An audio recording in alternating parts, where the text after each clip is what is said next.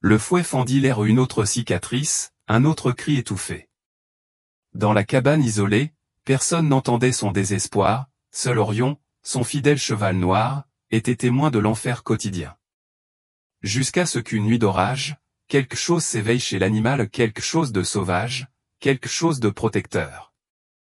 Une chance, une évasion, une tempête et une connexion qui transcendent la compréhension humaine. Quand l'espoir semblait perdu, quatre pattes galopaient contre le destin. Léna ne comptait plus les cicatrices qui marquaient son corps, il y en eut autant que de jours de terreur qu'il avait vécu aux côtés de Victor. Ses yeux autrefois vibrants étaient désormais aussi ternes que du verre embué, ne reflétant que le vide d'une âme brisée. À l'extérieur de la grange, Orion s'agitait sans cesse, comme s'il pouvait sentir chaque coup qui frappait sa maîtresse. Personne n'aurait imaginé que cette petite cabane isolée dans la forêt cachait une telle cruauté. Chaque matin, Léna se réveillait avec la même certitude terrifiante, ce pourrait être son dernier jour. Les voisins les plus proches vivaient à des kilomètres de là, suffisamment près pour entendre ses cris, mais trop loin pour vouloir faire quoi que ce soit. Les mains de Léna tremblaient alors qu'elle essayait de laver le sang d'une autre séance de « discipline », comme l'appelait Victor. Cette nuit-là, une tempête menaçait de s'abattre sur la région. Le ciel sombre semblait refléter l'âme de Victor, qui était arrivé plus ivre et furieux que d'habitude. Léna pouvait sentir quelque chose de différent dans l'air, une énergie étrange qui faisait battre son cœur encore plus vite. Assise sur le sol de la cabine, elle regardait son mari descendre une autre bouteille de vodka, sachant que chaque gorgée signifiait un nouveau coup porté à son corps déjà puni. « Qu'est-ce que tu regardes » grogna-t-il, brisant le silence oppressant de la cabine. Ses yeux, injectés de sang et cruels, se fixaient sur elle comme un prédateur observant sa proie. Dehors, les hennissements d'Orion devenaient plus forts, plus urgents, comme s'il essayait de communiquer quelque chose. Le cheval noir, cadeau de son père avant son décès, était le dernier lien de Léna avec un passé où elle avait connu l'amour. Pendant 3 ans, elle avait enduré l'enfer que Victor avait créé, mais quelque chose était sur le point de changer lors de cette nuit orageuse. Si vous vous êtes déjà demandé à quel point le lien entre les humains et les animaux est profond, cette histoire vous montrera qu'il existe des liens qui transcendent la compréhension. N'oubliez pas de vous abonner à la chaîne pour plus d'histoires qui toucheront votre cœur. Le ciel déversait sa fureur sur la cabane, comme si la nature elle-même protestait contre ce qui se passait entre ses murs. D'épaisses gouttes de pluie fouettaient les fenêtres tandis que Victor se levait de table, renversant sa chaise en arrière avec un fracas qui fit tressaillir encore plus Léna. « Tu crois que je n'ai pas remarqué » hurla-t-il en titubant vers elle. « Tu penses que je suis un idiot ? J'ai vu la façon dont tu regardais cet homme en ville la semaine dernière. » Léna sentit son estomac se nouer. Il était inutile d'expliquer qu'il avait simplement remercié la caissière du supermarché. La réalité de Victor était déformée par la jalousie malsaine qui le consumait. Les mains tremblantes, elle essaya de se lever, cherchant une issue de secours dont elle savait qu'elle n'existait pas. La cabane qui avait autrefois rêvé d'être une maison était devenue sa prison, chaque porte et chaque fenêtre représentant des libertés qui lui avaient été retirées. Le craquement du plancher trahissait chaque pas qu'elle faisait en arrière, tandis que Victor avançait comme une ombre inéluctable. Ce n'était pas comme ça, essaya-t-elle, sa voix à peine audible par-dessus le grondement du tonnerre qui faisait trembler les murs. La phrase mourut sur ses lèvres lorsque le premier coup frappa son visage. La douleur explosa comme un feu d'artifice derrière ses yeux, et Léna sentit le goût métallique du sang envahir sa bouche. Il est tombé contre le mur, ses jambes ont cédé sous l'impact. Victor n'était pas un homme de grande taille, mais des années de boisson n'avaient pas diminué sa force, au contraire, il semblait la nourrir d'une rage qui grandissait à chaque goutte d'alcool. « Tu es à moi » grogna-t-il en lui saisissant le menton assez fort pour laisser des marques. « Tu as compris ? Mon. Personne ne te regarde plus. » Ses doigts laissèrent des empreintes rouges sur la peau pâle de Léna tandis que des larmes silencieuses coulaient sur son visage. Elle avait appris depuis longtemps que pleurer fort ne faisait que le mettre en colère. La tempête continuait sans relâche. Pendant un instant, il s'imagina dehors, sentant la pluie laver ses blessures, lavant des années de douleur. Un éclair fendit le ciel, illuminant brièvement l'écurie où se tenait Orion. Le cheval noir semblait regarder directement la maison, comme s'il pouvait voir à travers les murs, témoin de tout. « Tu ne m'écoutes pas quand je parle !» cria Victor en l'attirant par le bras jusqu'au centre de la pièce. Le mouvement soudain fit s'écraser Léna sur la table, renversant la bouteille presque vide. Le verre s'est brisé sur le sol, éparpillant des éclats et la vodka restante. Pendant un instant, le temps sembla s'être figé. Léna vit le visage de son mari changer, la colère laissant place à quelque chose de plus sombre, de plus calculé. C'est dans ces moments-là qu'il était le plus dangereux. « Regarde ce que tu as fait !» dit-il, sa voix soudainement calme, et c'était pire que n'importe quel cri.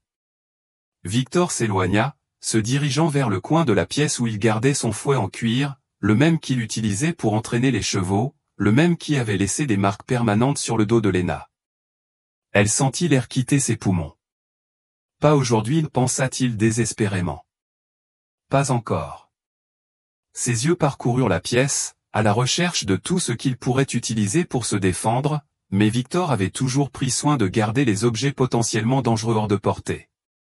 Dehors, les hennissements d'Orion devenaient plus forts, presque frénétiques, rivalisant avec le bruit de la tempête. Le premier coup de fouet déchira l'air avant même de toucher sa peau. Léna tressaillit, protégeant instinctivement son visage. « Bats les pattes !» ordonna Victor, sa voix désormais méthodique, comme s'il dirigeait un rituel familial. « Tu sais comment ça marche. » Et elle le savait. Les mains posées sur la table, le dos exposé, la tête baissée. L'humiliation faisait partie de la punition. Lentement, Léna prit la position, se sentant dépouillée de toute humanité. Ses doigts agrippèrent le bord de la table en bois usé, anticipant la douleur à venir. Le deuxième claquement fut accompagné de la morsure cruelle du cuir contre sa peau déjà punie. Un cri s'échappa de sa gorge avant qu'il ne puisse le contenir. La douleur brûlait comme un feu liquide, se propageant dans son dos. Entre les quelques clichés suivants, elle aurait pu jurer avoir entendu Orion, de plus en plus agité. Le cheval n'avait jamais réagi ainsi lors d'épisodes de violence. C'était comme s'il sentait que ce soir était différent. À travers les larmes qui brouillaient sa vision, Léna vit par la fenêtre que la porte de l'écurie tremblait violemment sous le vent. N'était-il pas correctement fermé? Quelque chose en elle, une étincelle d'espoir presque éteinte, commença à s'enflammer. Et si c'était votre chance? Le fouet fendit l'air une fois de plus, mais le son qui suivit n'était pas celui du cuir rencontrant la peau de Léna. C'était le fracas assourdissant de la porte de l'écurie arrachée de ses gonds par la force du vent violent. Victor arrêta son attaque et se tourna instinctivement vers la fenêtre. « Putain de tempête !» grogna-t-il en s'éloignant. Pendant un moment, il a dû tenir cette porte avant que le cheval ne s'échappe. Léna resta immobile, le dos brûlant comme des charbons ardents, tandis qu'elle regardait Victor ramasser un lourd manteau et ouvrir la porte de la cabine. La rafale de vent qui envahissait la pièce apportait avec elle l'odeur de la terre humide et quelque chose d'autre, un subtil parfum de possibilité. « Ne bouge pas !» ordonna Victor avant de sortir sous la pluie battante, le fouet toujours fermement serré dans sa main. À travers la vitre embuée, Léna ne voyait que des silhouettes indistinctes dans l'obscurité, parfois éclairées par les éclairs qui déchiraient le ciel. Ses doigts continuaient à agripper le bord de la table, non pas par obéissance, mais parce qu'elle ne faisait pas confiance à ses propres jambes pour la soutenir. Un coup de tonnerre particulièrement violent secoua la cabine. Et puis elle entendit vivre un hennissement différent, plus profond, plus féroce. Suivi d'un cri humain qui ne ressemblait pas à de la colère, mais plutôt à de la surprise et de la douleur, Léna retint son souffle. Quelque chose se passait là-bas. Au milieu des bruits de la tempête, elle entendit le bruit des sabots, non pas en fuite mais en attaque. Un autre cri, et cette fois il n'y avait aucun doute, c'était Victor. Sans réfléchir à deux fois, elle se traîna jusqu'à la fenêtre, ignorant la douleur brûlante dans son dos. Ce qu'il a vu a fait battre son cœur plus vite. Orion, son doux cheval noir, se tenait sur ses pattes arrière, imposant comme une statue vivante contre le ciel orageux. Victor était allongé dans la boue, essayant de s'éloigner, son visage déformé par une expression que Léna n'avait jamais vue auparavant, la peur pure. Le fouet gisait oublié sur la terre détrempée. La scène semblait irréelle, comme si les rôles s'étaient soudainement inversés, l'oppresseur tentait maintenant de s'échapper, tandis que l'animal qui avait toujours observé silencieusement sa cruauté intervenait finalement. Léna ne pouvait pas dire combien de temps elle resta paralysée par cette vision en quelques secondes, peut-être quelques minutes avant qu'une soudaine clarté ne remplisse son esprit. C'était sa chance, peut-être la seule qu'il aurait jamais. Avec une force qu'elle ne savait pas posséder, elle s'éloigna de la fenêtre et commença à bouger. Leur mouvement était guidé par un instinct de survie primitif. Léna courut dans sa chambre, ignorant la douleur lancinante, et attrapa un petit sac en toile où elle gardait ses biens les plus précieux, une photo de ses parents, des vêtements, le peu d'argent qu'elle avait réussi à cacher à Victor au fil des ans. Il n'y avait pas de temps pour réfléchir à ce qu'il fallait prendre ou laisser, chaque seconde était précieuse. De retour au salon, elle attrapa le lourd manteau de Victor qui était resté sur le cintre, trop grand pour son corps fragile mais nécessaire contre la tempête. Il pouvait entendre les combats continuer à l'extérieur, les hennissements furieux d'Orion, les cris de plus en plus désespérés de Victor. Une partie d'elle voulait regarder à nouveau par la fenêtre, confirmer que ce n'était pas seulement un rêve cruel qui se terminerait par un réveil dans la même vieille prison, mais elle ne s'autorisait pas ce luxe. Alors qu'elle ouvrait la porte arrière de la cabine, la pluie l'accueillit comme une couverture froide, lavant partiellement le sang séché de ses blessures ouvertes. La douleur était presque insupportable, mais Léna l'accueillit comme un rappel qu'elle était en vie, que ce moment était réel.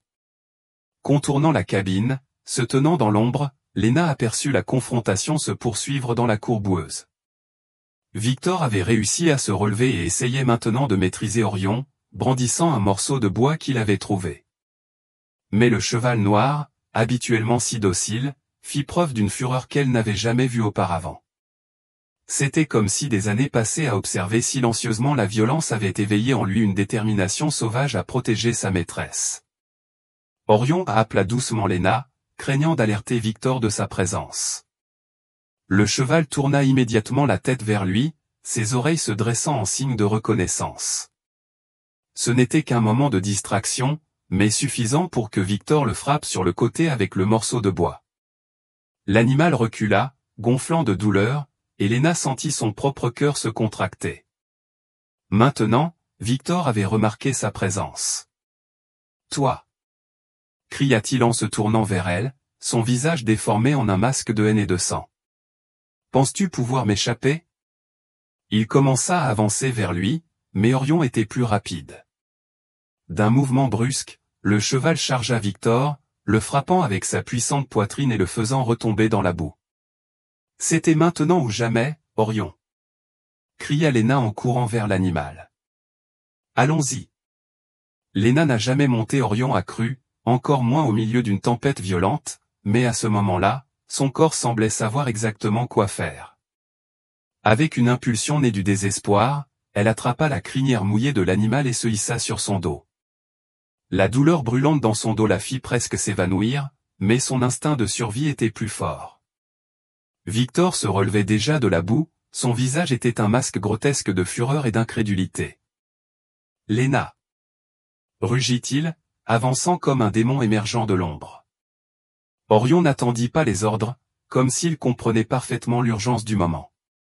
Le majestueux cheval noir se retourna et chargea vers le sentier qui menait à la forêt. Léna eut à peine le temps de s'accrocher fermement avant de sentir le vent mordant sur son visage. La pluie les fouettait et, pour la première fois depuis longtemps, Léna ressentait cette obscurité non pas comme une menace, mais comme un manteau protecteur. Des branches basses lui fouettaient le visage et lui griffaient les bras tandis qu'Orion parcourait le chemin étroit avec une assurance surnaturelle, comme s'il pouvait voir parfaitement dans l'obscurité presque totale. Léna se pencha sur le cou de l'animal, à la fois pour se protéger des branches et pour minimiser la résistance au vent. Leur pensée était un tourbillon aussi chaotique que la tempête qui les entourait, où iraient-ils? Que feriez-vous lorsque l'aube se lèverait? Victor connaissait tout le monde dans le quartier, tous les endroits où elle pouvait chercher refuge. Elle n'avait pas assez d'argent pour aller très loin, et s'il la retrouvait, la peur menaçait de la paralyser. Mais le mouvement rythmique d'Orion sous elle était un rappel constant, il bougeait, il s'échappait. Le sentier commença à s'élargir légèrement, permettant au cheval d'accélérer encore plus. Un éclair illumina brièvement la forêt, et pendant un instant terrifiant, Léna crut voir une silhouette se déplacer entre les arbres. Serait-il possible que Victor ait pris un raccourci? Ou peut-être était-ce simplement son imagination alimentée par la peur qui la tenait encore. Ses doigts se resserrèrent dans la crinière d'Orion, et elle lui murmura à l'oreille. « Plus vite, s'il vous plaît, plus vite. » Il ne savait pas combien de temps ils avaient chevauché à travers la forêt dense, des minutes ou des heures s'estompent sous le ciel impénétrable. La pluie commençait enfin à s'atténuer, mais le froid intense pénétrait jusqu'à ses os. Le manteau de Victor, trempé et lourd, n'offrait plus de protection contre la température qui baissait rapidement. Ses dents claquaient de manière incontrôlable et ses mains, raides de froid, pouvaient à peine maintenir leur prise sur la crinière d'Orion. C'est à ce moment-là qu'il a remarqué que le cheval avait ralenti et suivait maintenant un chemin plus défini, presque une route. Léna tendit les yeux dans la faible lumière, essayant de reconnaître où il se trouvait. Un frisson qui n'avait rien à voir avec le froid parcourut sa colonne vertébrale. Cette route, elle la connaissait.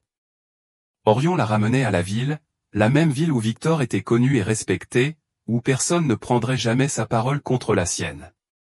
Non, Orion, murmura-t-elle avec urgence, essayant de tirer sur sa crinière pour changer sa direction. On ne peut pas y aller. Il nous trouvera. Mais le cheval maintint sa course avec fermeté et détermination, comme s'il savait quelque chose qu'elle ignorait. Un bruit lointain parvint à ses oreilles, le rugissement d'un moteur. Léna sentit la panique monter à nouveau. Victor avait une vieille Jeep qu'il utilisait pour parcourir de longues distances. Et s'il avait réussi à démarrer, même avec la tempête, et s'il suivait le même chemin qu'eux? Le bruit approchait rapidement. Orion a dû l'entendre aussi, car ses oreilles se sont contractées, alerte.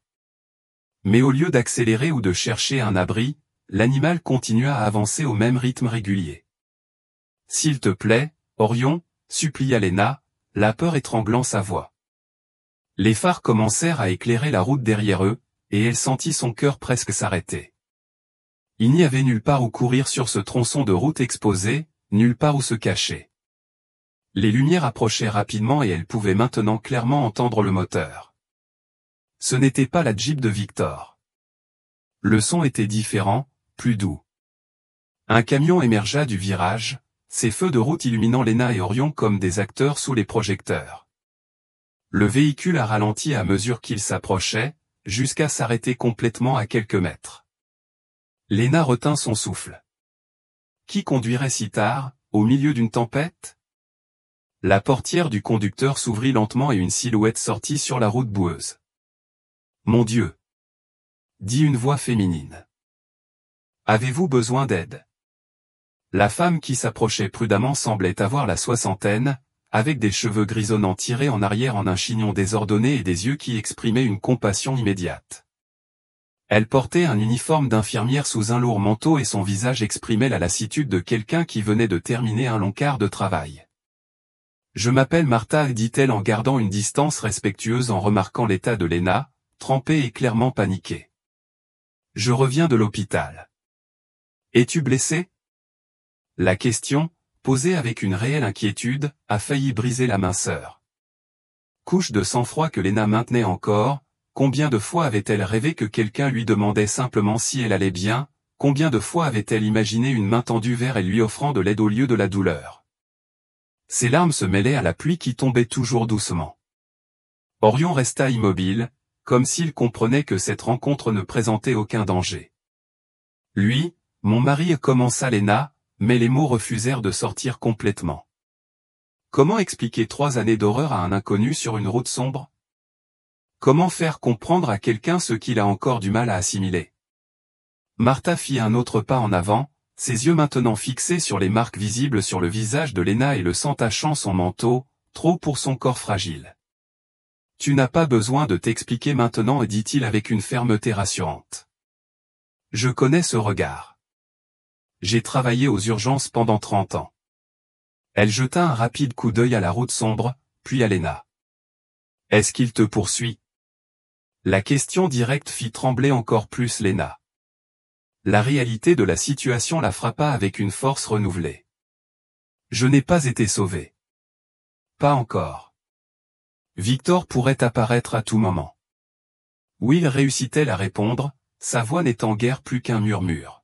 « Il a une Jeep, il suit peut-être cette route. » Martha hocha la tête, la détermination apparaissant sur son visage.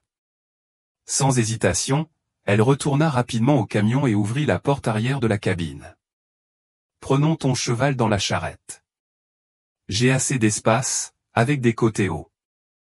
Nous ferions mieux de nous dépêcher. » L'efficacité calme de la femme plus âgée était comme un baume sur la terreur de Léna. Pour la première fois depuis des années, quelqu'un prenait le contrôle d'une situation sans avoir l'intention de la blesser. Orion, étonnamment, suivit les instructions de Martha sans résistance, grimpant sur la remorque du camion en utilisant une rampe improvisée. C'était comme si l'animal comprenait parfaitement la gravité de la situation. Léna, avec l'aide de l'infirmière, a réussi à s'asseoir sur le siège passager, chaque mouvement envoyant des vagues de douleur dans son dos blessé. Martha se retourna rapidement, prit le volant et accéléra, ses phares traversant l'obscurité de la route de campagne. « J'habite à environ 40 km d'ici, expliqua-t-il, gardant les yeux sur la route tandis qu'il conduisait habilement dans les virages sinueux. « J'ai une petite ferme. Tu seras en sécurité là-bas pour le moment. » Léna voulait le remercier, voulait exprimer l'immense gratitude qu'elle ressentait, mais les mots semblaient insuffisants. Au lieu de cela, il s'autorisa à se détendre légèrement contre le siège, la chaleur du chauffage de la voiture commençant à dégeler ses membres raides. Pendant un moment, le silence régna entre eux, rompu seulement par le bruit des pneus sur la route mouillée et le hennissement occasionnel d'Orion dans le chariot. « Il n'a pas toujours été comme ça, » dit finalement Léna, les mots lui échappant avant qu'elle ne puisse les arrêter. « Ils ne le sont jamais, » répondit doucement Martha, sans aucun jugement dans sa voix. Au début, Victor était gentil, attentionné et continua Léna, ressentant un étrange besoin d'expliquer, peut-être pas à Martha, mais à elle-même. C'était après avoir perdu son emploi, après avoir commencé à boire davantage. Mais j'ai toujours pensé que c'était temporaire, qu'il redeviendrait comme avant. Un sanglot involontaire s'échappa de sa gorge. Quel idiot j'ai été. Martha lui jeta un rapide coup d'œil avant de reporter son attention sur la route. Ne vous blâmez pas d'attendre le meilleur de quelqu'un que vous aimez. Ce n'est pas de la bêtise, c'est de l'humanité. La simplicité de la déclaration a profondément frappé Léna. Pendant si longtemps, elle s'en est voulu. Si elle avait été plus patiente, plus compréhensive, moins exigeante, peut-être que Victor ne serait pas devenu le monstre qu'il était devenu. Martha semblait lire dans ses pensées. Rien de ce que vous avez fait ou n'avez pas fait ne justifie ce qu'il vous a fait. Rien. Alors que ces mots pénétraient le cœur de Léna, un éclair de lumière apparut dans le rétroviseur. Des phares s'approchent rapidement derrière eux. Le cœur de Léna fit un bond dans sa gorge. C'est lui, murmura-t-elle, une terreur renouvelée lui glaçant le sang. C'est lui, Martha, il les a trouvés. Martha ne ralentit pas, au contraire. Son pied appuyait plus fort sur l'accélérateur tandis que ses yeux allaient de la route devant lui au rétroviseur. Le vieux camion rugit en signe de protestation, mais prit de la vitesse, serpentant sur la route sinueuse. « Tiens bon », ordonna-t-il avec un calme qui trahissait la tension évidente dans sa mâchoire serrée. Les phares derrière eux s'approchaient inexorablement. La Jeep de Victor avait certainement plus de puissance que le camion de Martha, surtout sur terrain accidenté. Léna ferma les yeux un instant, essayant de contrôler sa respiration qui devenait de plus en plus erratique. C'était comme si les 3 dernières années de sa vie s'étaient résumées à ce moment, toujours en train de courir, toujours effrayé, toujours poursuivi. Dans le camion, Orion hennit nerveusement, sentant la vitesse augmenter et sentant peut-être le danger qui le suivait. « Il y a une bifurcation sur la route devant nous, » dit Martha, ses doigts serrant le volant si fort que ses jointures étaient blanches. Le chemin de gauche mène à la ville, celui de droite à une région plus isolée, où se trouve ma ferme. s'il sait que nous sommes dans le camion, il nous suivra où que nous allions. La fourche est apparue soudainement, éclairée par les phares du camion. Martha a tourné brusquement vers la droite, provoquant un léger dérapage du véhicule sur la route mouillée. Lena agrippa le tableau de bord, son corps protestant à chaque mouvement brusque. Les phares derrière eux se sont brièvement éteints, comme si le conducteur avait hésité à la bifurcation de la route. « Il n'est pas sûr », murmura Martha, les yeux fixés sur le rétroviseur. « Nous avons peut-être une chance. » La route se rétrécissait maintenant, bordée de grands arbres qui formaient presque un tunnel au-dessus d'eux. La pluie avait recommencé à tomber, avec plus d'intensité, créant un rideau d'eau qui brouillait la vision au-delà de quelques mètres. Pendant un instant, Lena se permit de croire qu'ils avaient peut-être perdu Victor. Peut-être aurait-il choisi l'autre chemin, pensant qu'il chercherait la sécurité de la ville. Cette pensée s'était à peine formée dans son esprit lorsque les phares réapparurent derrière eux, plus brillants et plus proches que jamais. Merde, marmonna Martha. Il connaît bien cette région. Ce n'est pas ? Lena hocha la tête en silence. Victor chassait dans ces forêts depuis qu'il était petit, il connaissait chaque sentier, chaque raccourci, chaque recoin caché. Il va nous rattraper, murmura Lena, cette prise de conscience pesant comme du plomb dans sa poitrine. Il n'y avait aucun endroit dans cette région où il pouvait se cacher efficacement de Victor. Et que se passerait-il lorsqu'il les atteindrait ? L'idée de ce qu'il allait faire, non seulement à elle, mais aussi à Martha, une innocente qu'il avait seulement essayé d'aider, était insupportable. C'est à ce moment-là que Martha a fait quelque chose d'inattendu. Au lieu d'accélérer davantage, elle a commencé à ralentir progressivement. « Que fais-tu » demanda Lena, la panique montant dans sa voix. « Il nous rattrapera point » Martha garda les yeux sur la route, une nouvelle détermination sur son visage. « Oui, vas-y. Et c'est exactement ce que je veux. » Avant que Lena ne puisse protester, l'infirmière expliqua rapidement. À environ un demi-kilomètre d'ici, il y a un petit sentier sur la gauche, presque imperceptible. Si vous ne savez pas où regarder, cela mène à une clairière où se trouve une vieille grange. C'est là que je garde le matériel agricole. Ses yeux rencontrèrent ceux de Lena pendant un bref instant. Toi et Orion resterez là-bas. Je vais aller de l'avant et emmener votre mari. Non, protesta immédiatement Lena. C'est trop dangereux. Victor est. Les mots moururent dans sa gorge. Comment décrire ce qu'était réellement Victor ? Un monstre déguisé en homme, une bombe à retardement humaine prête à exploser. Je connais des hommes comme votre mari, interrompit Martha, sa voix portant maintenant une fermeté qui suggérait l'expérience. Je le sais trop bien. Lena réalisa que l'histoire de cette femme était bien plus complexe qu'il n'y paraissait. Avant qu'il ne puisse en demander davantage, Martha ralentit encore plus, les yeux fixés sur les bords de la route. Nous arrivons. Quand je m'arrête, tu dois rapidement descendre avec Orion et suivre le sentier. Ce n'est pas loin. La grange n'a pas de serrure, mais il y a un loquet interne. Les lumières de la Jeep de Victor se rapprochaient de plus en plus, illuminant l'intérieur du camion. Dans quelques minutes, il serait sur eux. Et toi ? demanda Lena, une inquiétude sincère pour cet étranger qui risquait tant pour elle lui faisant monter les larmes aux yeux. Martha sourit, un sourire triste, plein de souvenirs. Ne t'inquiète pas pour moi. J'ai eu affaire à des hommes pires que ton Victor. Le camion s'est arrêté brusquement. Maintenant, va vite, ne te retourne pas. Lena n'a pas eu le temps de discuter. Avec des mouvements rapides et douloureux, il sauta hors du camion et ouvrit la porte arrière du wagon. Orion descendit d'un seul mouvement fluide, comme s'il comprenait parfaitement l'urgence de la situation. Elle eut à peine le temps d'attraper la crinière de l'animal avant que Martha ne reparte à toute vitesse sur la route boueuse. Les phares de la Jeep de Victor ont brièvement illuminé leur environnement, obligeant Lena à se recroqueviller derrière Orion. Pendant un moment terrifiant, elle crut que Victor avait vu le cheval noir debout au bord de la route. Mais la Jeep continua d'avancer, poursuivant le camion qui disparaissait maintenant au prochain virage sans perdre une seconde. Léna conduisit Orion sur le chemin étroit que Martha avait mentionné.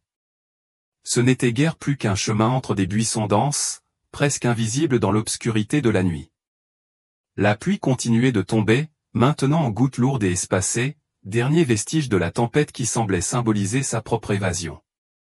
Chaque pas l'éloignait davantage de Victor, mais aussi de Martha, la femme qui risquait sa propre sécurité pour une étrange blessure et son cheval. Le sentier débouchait sur une petite clairière, exactement comme Martha l'avait décrit. Au centre se dressait une structure robuste, la vieille grange. Ses planches grises semblaient absorber l'obscurité de la nuit, la rendant presque invisible à l'exception de son contour défini contre le ciel qui commençait à s'éclaircir légèrement. L'aube se levait. Léna n'arrivait pas à croire qu'elle avait passé toute la nuit en fuite. Tout son corps lui faisait mal, un mélange d'épuisement physique et de tension émotionnelle. Alors qu'il se dirigeait vers la grande porte de la grange, il l'ouvrit avec le peu de force qui lui restait, révélant un espace vaste et étonnamment organisé. Des tracteurs et des outils agricoles anciens occupaient un côté, tandis que l'autre semblait réservé au stockage du foin et d'autres fournitures. Orion entra derrière elle, ses sabots résonnant sur le plancher en bois. Fidèle aux instructions de Martha, Léna ferma la lourde porte et utilisa la serrure intérieure, une simple barre en bois, mais qui procurait un sentiment momentané de sécurité. Pour la première fois depuis des heures, il s'autorisa à respirer profondément. L'air à l'intérieur de la grange était frais et sentait le foin sec et l'huile de machine, une combinaison étrangement réconfortante. Le silence soudain était presque assourdissant après l'évasion chaotique. Léna pouvait entendre chaque goutte de pluie frapper le toit de la grange, chaque respiration profonde d'Orion, chaque battement accéléré de son propre cœur. Une petite fenêtre près du plafond permettait à la faible lumière de l'aube d'entrer, projetant de longues ombres sur l'équipement. Elle s'est dirigée vers une botte de foin et s'est effondrée dessus, son corps cédant finalement à l'épuisement. Les blessures dans son dos brûlaient. Intensément, du sang séché collait à sa chemise, et chaque mouvement envoyait des vagues de douleur dans tout son corps. Orion s'approcha, touchant doucement son épaule avec son museau. La chaleur de son souffle contre son visage était étrangement réconfortante. « Tu nous as sauvés », murmura Léna en levant une main tremblante pour caresser le cou de l'animal. « Tu as tout compris, n'est-ce pas ?» Orion renifla doucement, comme s'il était d'accord. Le lien entre eux avait toujours été fort, un cadeau de son père qui était devenu sa seule source de réconfort pendant les années cauchemardesques avec Victor. Mais ce soir, cette connexion s'était transformée en quelque chose que Léna n'avait jamais imaginé possible. Le temps passait lentement. Dans le silence de la grange, Léna oscillait entre une vigilance tendue et une quasi-inconscience causée par l'épuisement. Ses pensées étaient un tourbillon confus, où était Martha maintenant? Aurait-il réussi à perdre Victor? Et s'il l'avait rattrapé et avait découvert le mensonge? Le remords d'avoir impliqué la gentille infirmière dans ses ennuis menaçait de l'étouffer. Orion se tenait à proximité, vigilant, comme un gardien silencieux. De temps en temps, ses oreilles tremblaient, alertées par un son lointain, mais elles se détendaient ensuite à nouveau. C'est lors d'un de ces moments que Léna réalisa, son fidèle compagnon avait changé cette nuit-là. Le doux cheval qu'il connaissait depuis des années s'était transformé, lorsque cela était nécessaire, en un féroce protecteur. C'était comme si la violence dont il avait été témoin passivement pendant si longtemps avait finalement déclenché quelque chose de primitif en lui, un instinct protecteur qui transcendait le comportement attendu d'un animal domestique.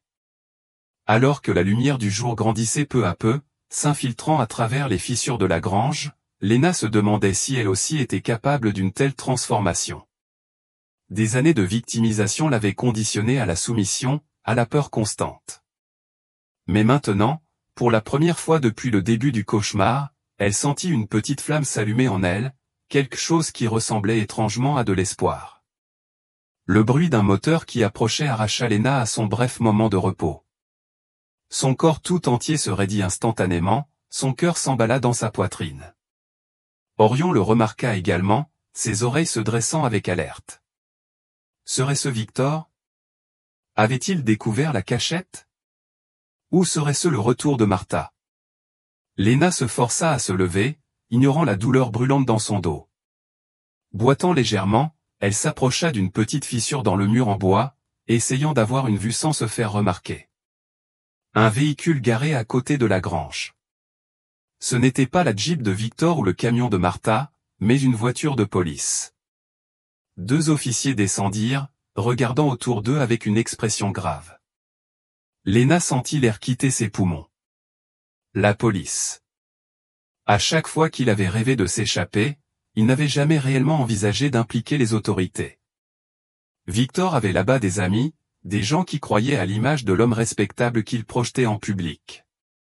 Qui croirait aux accusations d'une épouse troublée et instable, comme il la décrivait toujours aux autres?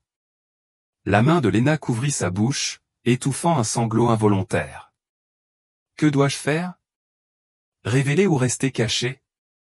Avant qu'il puisse prendre une décision, une 3e personne est sortie de la voiture. Son uniforme d'infirmière avait été remplacé par des vêtements décontractés, mais son expression restait ferme, déterminée. Elle parlait aux policiers, faisant un geste vers la grange. L'un d'eux prenait des notes, tandis que l'autre scrutait la zone avec des yeux attentifs. Léna ressentit une vague de soulagement en voyant Martha, apparemment indemne, suivie immédiatement d'une nouvelle vague de panique. Est-ce qu'elle révélait sa cachette? La police était-elle venue pour l'arrêter sur la base d'une accusation inventée par Victor?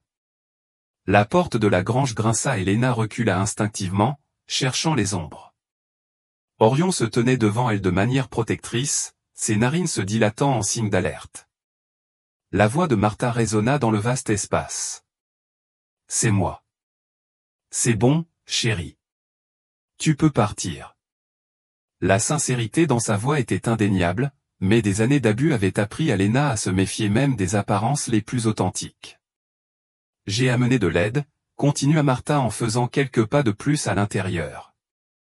Ce sont les officiers Richard et Donovan. Ils ne sont pas d'ici, ils viennent du commissariat de police de l'État, pas de la ville.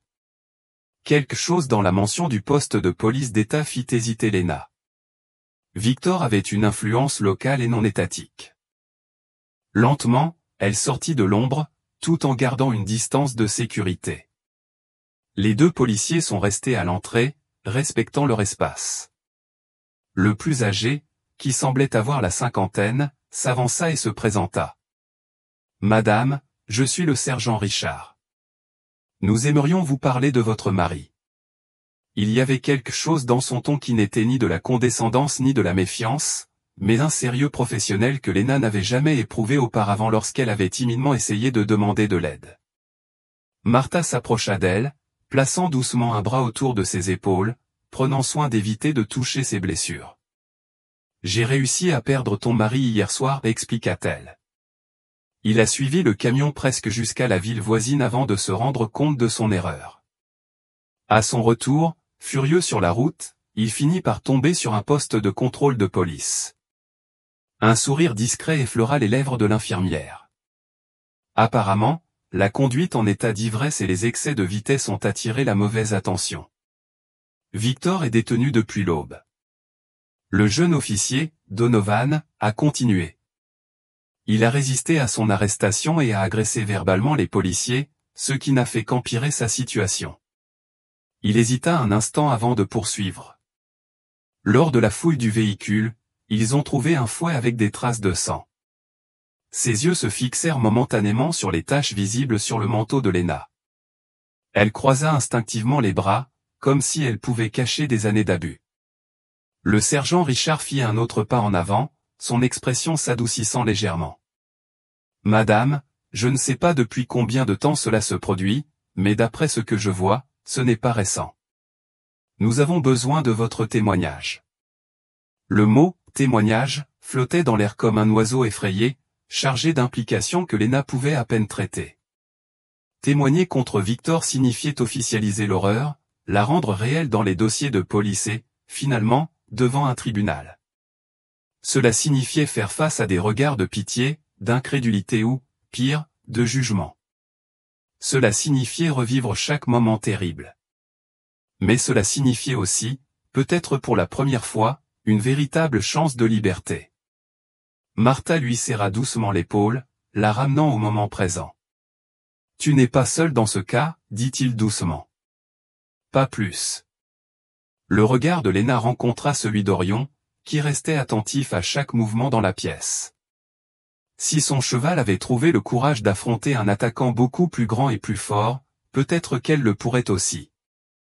Des mois plus tard, la vie de Léna avait changé d'une manière qu'elle n'aurait jamais imaginé possible. Assise sur le porche de la petite maison qu'elle louait désormais à la périphérie de la ville, elle regardait Orion paître paisiblement dans le petit enclos qu'elle avait construit avec l'aide de Martha. Le soleil d'automne baignait le paysage d'une lumière dorée, créant des ombres allongées qui dansaient dans la douce brise. Les cicatrices sur son dos étaient toujours là, des marques physiques qui ne disparaîtraient peut-être jamais complètement. Mais les cicatrices internes et invisibles qui avaient presque détruit son âme commençaient lentement à guérir. Le procès de Victor s'était terminé il y a seulement 2 semaines. TRS de prison, avec possibilité de libération conditionnelle dans 18 mois. Ce n'était pas suffisant, on dit beaucoup. Mais pour Léna, le plus important n'était pas le temps qu'il passerait derrière les barreaux, c'était le fait que, pour la première fois, le monde avait reconnu la vérité.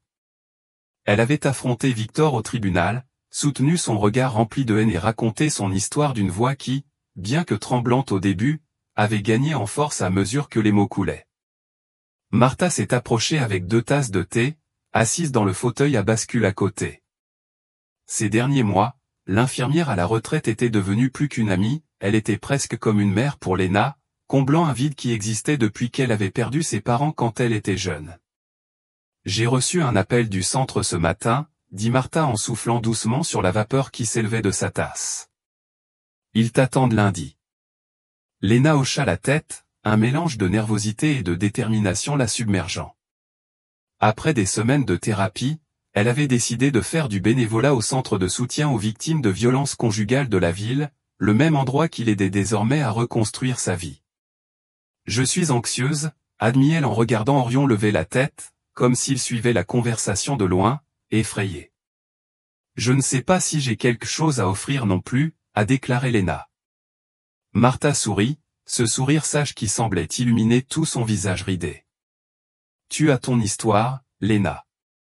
Et parfois, savoir que nous ne sommes pas seuls est le plus beau cadeau que nous puissions recevoir lorsque nous sommes dans le noir. La nuit, Léna rêvait moins du sous-sol sombre de la cabane isolée et davantage de champs ouverts, d'horizons inexplorés. Il y avait encore des cauchemars, bien sûr. Des moments où il se réveillait en sueur froide, sentant le fouet fantomatique dans son dos. Mais maintenant, quand cela arrivait, elle se permettait de pleurer, de crier si nécessaire, d'accepter la peur au lieu de la réprimer. Son thérapeute a appelé cela « ressentir pour guérir », une idée qui semblait contre-intuitive au début, mais qui a lentement commencé à avoir du sens. Dans la petite écurie attenante à la maison, Orion s'était étonnamment bien adapté à sa nouvelle vie.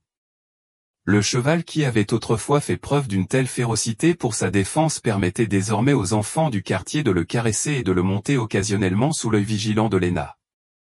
C'était comme si, comme elle, il avait trouvé un nouveau but. Les vétérinaires qui l'ont examiné ont été impressionnés par son comportement durant la nuit de l'évasion. Il était extrêmement rare, ont-ils expliqué, qu'un cheval domestiqué fasse preuve d'un tel comportement protecteur, en particulier dirigé contre un humain spécifique. Il doit avoir un lien très spécial avec vous, a commenté un spécialiste équin venu l'examiner. Quelque chose au-delà de ce que la science peut facilement expliquer.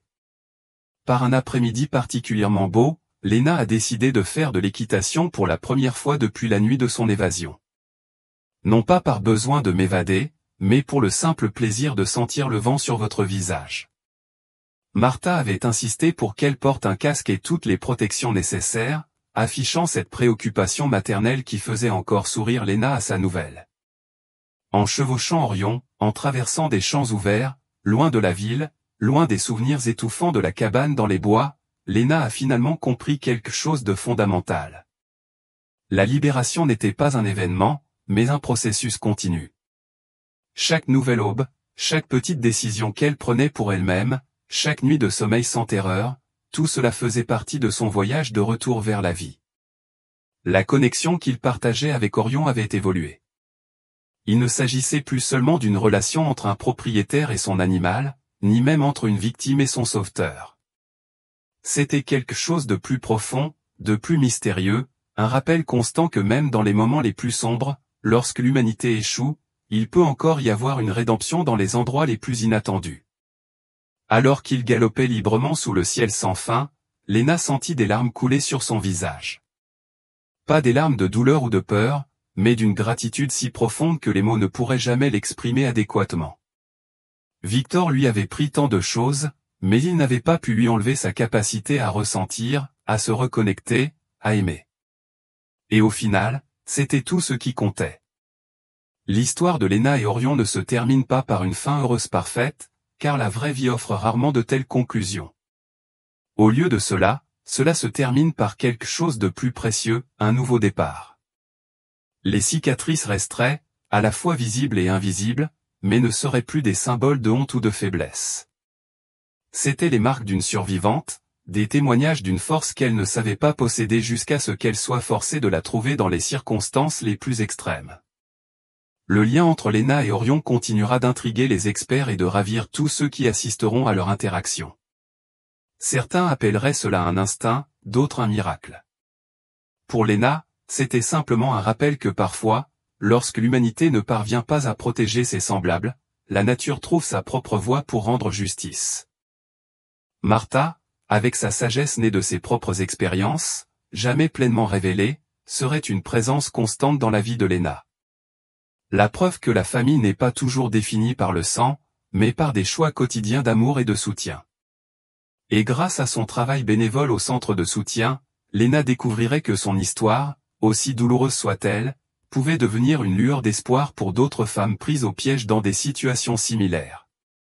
La cabane dans les bois serait finalement démolie, non pas sur décision de justice ou à la demande de la communauté, mais par choix de Léna, quelques structures qu'elle expliquerait à une jeune femme du centre de soutien. Il ne mérite pas de rester là, debout, à cet endroit.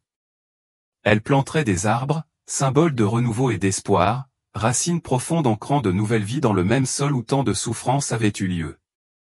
Et Victor, le temps passé en prison ne le changerait pas. Les hommes comme lui changent rarement, mais le pouvoir qu'il détenait autrefois sur Léna s'estompait un peu plus chaque jour, jusqu'à ce que son nom ne devienne plus que cela, un nom, et non plus un cauchemar personnifié. La véritable conclusion de cette histoire ne réside pas dans ce qui s'est passé cette nuit orageuse, lorsqu'un cheval a fait preuve de plus d'humanité qu'un homme. C'est dans ce qui vient après, dans les petites victoires quotidiennes, dans les moments de paix durement gagnés, dans la capacité de voir le lever du soleil avec espoir plutôt qu'avec peur. Il s'agit en effet de la vérité universelle selon laquelle, même dans les situations les plus désespérées, il existe toujours une possibilité de délivrance, provenant parfois des sources les plus inattendues. L'histoire de Léna et Orion nous rappelle que la force peut émerger dans les moments les plus désespérés et que de véritables liens, que ce soit avec les animaux ou avec les gens, peuvent littéralement sauver des vies. Si cette histoire vous a touché le cœur, n'oubliez pas de laisser ce message puissant qui nous aide beaucoup. Partagez dans les commentaires ce qui vous a le plus marqué dans cette histoire, était-ce le moment où Orion a protégé Léna, la gentillesse inattendue de Martha, ou peut-être le propre parcours de guérison de Léna.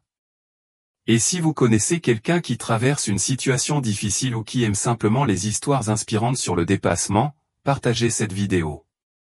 Votre action peut apporter de l'espoir à ceux qui en ont le plus besoin.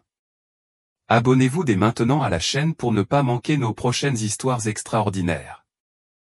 Activez la cloche pour être averti à chaque fois que nous publions. N'oubliez pas, tout comme Orion et Martha ont fait une différence dans la vie de Léna, vous aussi pouvez être la lumière dans l'obscurité de quelqu'un. Merci d'être là, et à bientôt pour la prochaine histoire inspirante.